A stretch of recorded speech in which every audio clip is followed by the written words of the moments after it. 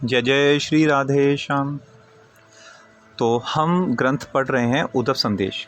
इसमें हमने श्री भगवान की भक्त दुख कातरता के बारे में समझा और व्रज गमन की असमर्थता को भी समझा कुछ कारण समझे कि क्यों भगवान ब्रज में जा नहीं सकते या क्यों ब्रजवासियों को वहाँ पे बुला नहीं सकते और क्यों ये पूरी एक नींव बन रही है उद्धव जी को वहाँ पे भेजने की। ये हमने कुछ कारण वहाँ पे हमने समझे। तो आज हम तीसरा जो अध्याय है शुरू करने जा रहे हैं। तो इसका नाम है दूत प्रेषण की सार्थकता। समस्त ब्रजवासी श्री कृष्ण के विरह में व्याकुल हैं। सभी जानते हैं, कृष्ण स्वयं जानते हैं कि व्याकुल हैं, बहुत व्याकुल हैं ब्रजवासी उनके विरह में ना होने के कारण। लेकिन श्री कृष्ण भी ब्रजवासियों में उतने ही विरह में हैं जितने वो ब्रजवासी स्वयं हैं। लेकिन यहाँ पे भगवान ब्रजवासियों की विरह व्याकुलता के बारे में और ज़्यादा सोचकर वो कष्ट में हो जाते हैं। वो स्वयं तो कष्ट में है ही, वो रह ही नहीं पा रहे ब्रजवासियों के बिना, लेकिन ये स्मरण उनको और ज़्यादा व्याकुल कर रहा है कि ब्रजवासी कितने कष्ट में होंगे। अब जिस उपाय से ये विरह को बिंदु मात्र भी कम हो, ऐसा भी कोई उपाय उनको दृष्टिगोचर नहीं हो रहा था, दिख नहीं रहा था। अब यदुनाथ, जो कि स्वयं यदुनाथ हैं, वो यदुओं के नाथ हैं, मथुरा से जाना भी अभी संभव नहीं था। ब्रजवासियों का भी ब्रज का वातावरण छोड़कर यहाँ पे आना सरल नहीं था। अब इन दोनों कारणों के बीच में सिर्फ एक ही रास्ता खुला था, बीच बीच में संदेश भेजते रहना। अत्यंत बुरे में ये एक थोड़ा सा एक अच्छा विकल्प दिखता है।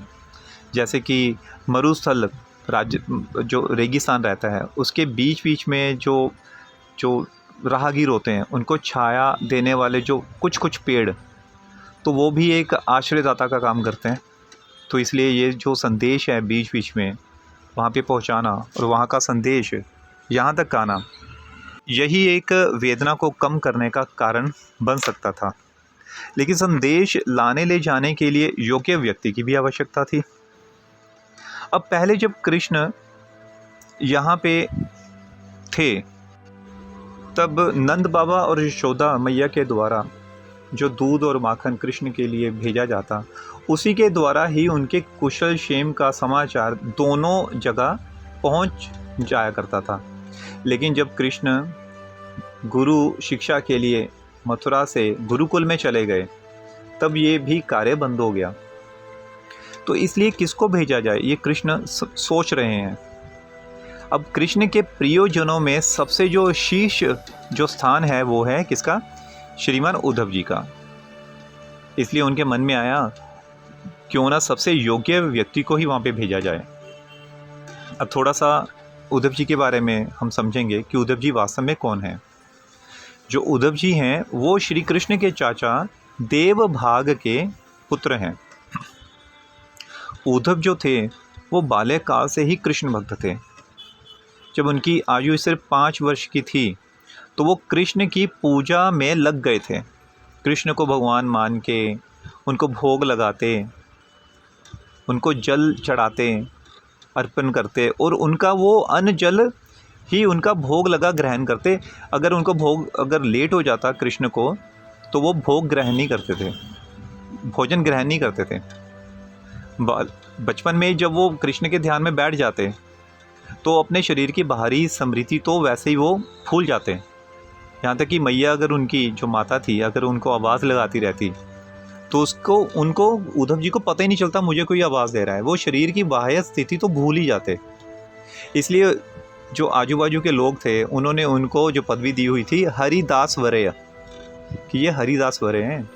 यहाँ तक कि जो हमें कथा सुना रहे हैं, कथा श्री सुखदेव गोस्वामी जी श्रीमद् भागवत की जब सुना रहे थे तो सुखदेव गोस्वामी उद्धव जी को क्या क्या पुकार रहे हैं, वो क्या क्या पुकार रहे हैं? बुद्धि सम्मत, कि इनके जैसी बुद्धि जो है किसी में भी नहीं है। एक और आपको बात जान के बड़ी हैरानी होगी, जो उद्धव जी थे वो बृहस्पति के साक्षात शिष्य थे। अब आपके मन में प्रश्न होगा कि बृहस्पति तो स्वर्ग में रहते हैं, तो ये तो यहाँ पे धरती पे। जी बिल्कुल, स्वर्ग में किसी भी जीव के लिए शरीर के साथ जाना बिल्कुल भी संभव नहीं है, क्योंकि ये शरीर जो है 5 तत्वों का बना है और ये 5 तत्व इस माया के भीतर आते हैं। तो ये माया वाले शरीर से, इन 5 तत्वों से बने हुए शरीर से स्वर्ग में जा ही नहीं जा सकता। लेकिन ये इतने बुद्धिमान और ध्यान में मगन रहने वाले थे कि ये अपना इतना शरीर की शुद्धि अर्थात अपने मन की मलिनता इनकी बचपन में ही दूर कर चुके थे, ब्रह्म में एकाकार कर चुके थे। ब्रह्म में एकाकार का अर्थ है कि ध्यान के द्वारा ब्रह्म में अपने स्वयं को लीन कर 5 वर्ष की आयु में ही अपने आप को ब्रह्म में एकाकार कर चुके थे और अपने शरीर के साथ ही ये स्वर्ग में चले गए, बृहस्पति के शिष्य बन के। तो वहाँ से बृहस्पति के शिष्य बन के उनसे सारी उन्होंने शिक्षा वगैरह ली। इसलिए जिनके गुरु बृहस्पति हों तो उनका पांडित्य जो होगा, वो उनकी जो बुद्धि होगी अतुलनीय होगी। इसलिए वो भगवान श्री कृष्ण के मंत्री भी थे, सखा भी थे और उनके मन में भगवान के लिए दास्य भाव भी था, उनके दास भी थे। इसलिए इनके भगवान के काफ़ी समीप होने की वजह से सभी प्रजा के लोग, यादवगण, उद्धव जी के प्रति असीम श्रद्धा रखते थे। उनकी बात को भी कोई काटता नहीं, क्योंकि वो सभी जानते थे कि उद्धव जी से कभी भूल, गलती से भी भूल नहीं हो सकती उनको तो। इसलिए उनका विचार कौशल भी अति तीक्ष्ण था बृहस्पति जी से शिक्षा लेने के पश्चात के कारण। और क्योंकि वो ब्रह्म से एकात्म थे तो इसलिए उनका जो बुद्धि थी तीक्ष्ण थी। शास्त्रार्थ में भी निपुण थे, शस्त्र चलाने में भी निपुण थे। उनमें वो सारे के सारे गुण थे जो कृष्ण में थे। ये भी 64 कलाओं में निपुण थे, उद्धव जी भी। उनकी बराबरी, उद्धव जी की बराबरी कोई नहीं कर पा रहा था। इनकी जो देह अवस्था थी, जो देह का रंग, अंगों का उठे हुए अंग या इनकी चाल ढाल देखने मात्र में ये बिल्कुल श्री कृष्ण के जैसे थे। बिल्कुल, जहाँ पे कृष्ण का जाना संभव नहीं होता वहाँ पे भगवान श्री कृष्ण स्वयं उद्धव जी को भेज देते ताकि लोगों को यही लगे कि कृष्ण ही आए हैं। तो कभी कभी ऐसा भी करते हैं वो, क्योंकि जो उद्धव जी जो वस्त्र भी धारण करते थे वो कृष्ण के त्यागे हुए वस्त्र धारण करते थे। उनके मन में इतनी भक्ति थी कृष्ण के लिए कि कृष्ण जो वस्त्रों को त्याग देते तो वो प्रसाद के रूप में वो ग्रहण करके उद्धव जी उन वस्त्रों को धारण करते। तो इसलिए कभी कभी उद्धव जी को भी स्वयं भ्रम हो जाता कि वो तो कृष्ण ही दिख रहे हैं। तो कंस वध के पश्चात जब कृष्ण गुरु जी के पास चले गए, उसके बाद भगवान ने वहाँ पे 64 कलाओं की विद्या सीखी, फिर मथुरा लौटे। उससे पहले तो वृंदावन का आदान प्रदान संवाद का हो रहा था, लेकिन उसके बाद जब गुरुकुल से लौटने के बाद उनके मन में तीव्र इच्छा हो गई, वीर्य द्वारा प्रकट हो गया।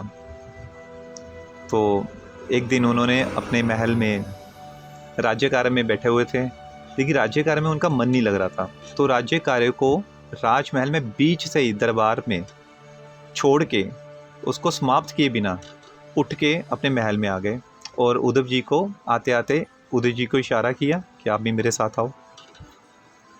अब महल में आके बैठ गए और उद्धव जी का दायां हाथ अपने हाथ में भरते हुए, आंखों में आंसू लेते हुए कृष्ण भगवान स्वयं गदगद कंठ हो गए। उनके अश्रुपात होने आरंभ हो गए। कृष्ण की मुख छवि ऐसी लग रही थी जैसे वर्षा के बादलों जैसे घिर जाते हैं, काले बादल घिर जाते हैं। और उनकी जब बादल वर्षा करते हैं, जो रूखी सूखी धरती उस वर्षा के आंसुओं से तृप्त होती है, तो इन आंसुओं से, भगवान के निकले हुए आंसुओं से उनका हृदय तृप्त हो रहा था, जो कि वृजवासियों के बिना एक शुष्क स्थान बन गया था। अब इससे पहले उद्धव जी ने ऐसा दृश्य कभी नहीं देखा था कि ब्रह्म स्वयं ब्रह्म भी रो सकते हैं। कि सारा संसार भगवान के लिए व्याकुल रहता है, लेकिन भगवान किसके लिए व्याकुल हो रहे हैं? उद्धव जी बहुत ही आश्चर्यचकित हुए। अब श्रीमान उद्धव को ब्रज भेजने में श्री कृष्ण के मन में एक और भी गूढ़ रहस्य छिपा हुआ था। जिस प्रकार नदी में जब जल की मात्रा बढ़ जाती है ना, तो नदी बड़े वेग से बहती है, तो अपना थोड़ा बहुत जल जो है नदी के तट जो होते हैं तटों पे भी फेंक देती हैं, जिससे वो तट जो है, जो सूखे हुए तट हैं, वो भी भीग जाएं और अपना जल थोड़ा सा कम कर दें। तो ऐसे ही विरह व्यथा से हृदय भर आने पे क्या करता है मनुष्य? अपने बात की, हृदय की बात अपने सब जनों को, अपने प्रियजनों को बताता है, ताकि उनका मन में थोड़ी सी शांति हो, मन का दुख थोड़ा सा कम हो। अब जो कृष्ण हैं वो अपने ब्रजवासियों के प्रति जो विरह है वो अब किससे कहें? तो उनको कहने के लिए, ताकि उनके मन की व्यथा कुछ कम हो, वो कहने के लिए भी किसी ऐसे जीव की आवश्यकता है जो उनके भाव को समझ सके, उन्हें के वही ब्रिज भाव को समझ सके। तो इसलिए कृष्ण चाहते थे कि मैं उद्धव को ब्रजभूमि भेजूं, और ब्रजभूमि भेज जाने के पश्चात ये गोपियों से जो ब्रिज का भाव है वो सीख पाएं, और इतने वो लायक बन जाएं ताकि जब वापिस आएँ तो मैं अपने ब्रिज का भाव, अपना विरह इनको सुनाऊं, तो ये उसको अच्छे से समझ पाएं। और इसका एक और कारण भी था, क्योंकि ब्रज, ये जो उद्धव थे, ये समस्त मथुरा वासियों के बड़े प्रिय थे, और जो भी मथुरा वासी इनके पास आता तो वो भी कुछ ना कुछ अंश जो ब्रज भाव का वो भी ले पाता है इनसे। तो कृष्ण क्या सोच रहे थे कि एक व्यक्ति को वहाँ से भेजने से ब्रज भाव धीरे धीरे यहाँ पे पूरे मथुरा में फैल जाता। तो मथुरा में फैल जाता तो कृष्ण के हृदय को कितनी शांति मिलती। तो इसलिए ये कारण था कि वो यहाँ पे उद्धव जी को भेजना चाहते थे। अब ये जो वृत्तांत है ये शुकदेव गोस्वामी 11वें अध्याय में बता रहे हैं। अब 10वें अध्याय में शुकदेव गोस्वामी ने सारा ब्रज की लीला का वर्णन किया है, लेकिन लीला रसिक वक्ता श्री शुकदेव जी ब्रज का वर्णन समाप्त कर मथुरा में आ गए 11वें अध्याय में। अब वह कह रहे हैं मथुरा की बात, कि मथुरा में क्या हो रहा है ब्रज के विषय में।